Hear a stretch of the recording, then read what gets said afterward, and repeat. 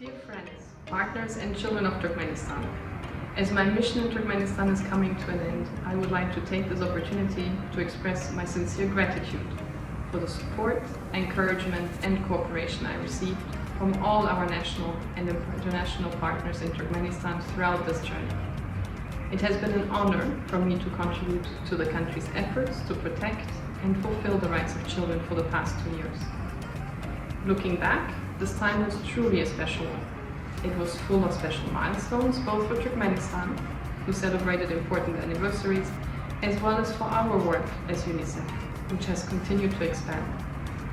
But of course, it was also the time in which the global COVID-19 pandemic has impacted all our lives.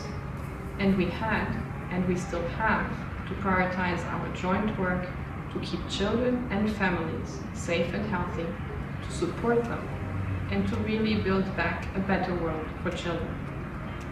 But apart from work, my stay in Turkmenistan has been made such a special one through meeting and becoming friends with the exceptional people of this country and discovering the beauty and history of its landscape and culture. I also have had the pleasure to meet some of the children and young people of Turkmenistan, and your energy, enthusiasm and desire to learn has truly impressed me. So to all you children who are now beginning a new school year, I wish you all the success in your studies. Never stop learning and do work hard, but also make sure to enjoy and play and be kind to each other. And for all people of Turkmenistan, I wish good health, well-being, happiness and success. Your kindness and your hospitality will really always remain in my heart. So once again, thank you so much. Çok sağ olun ve gelecekte görüşeceğiz.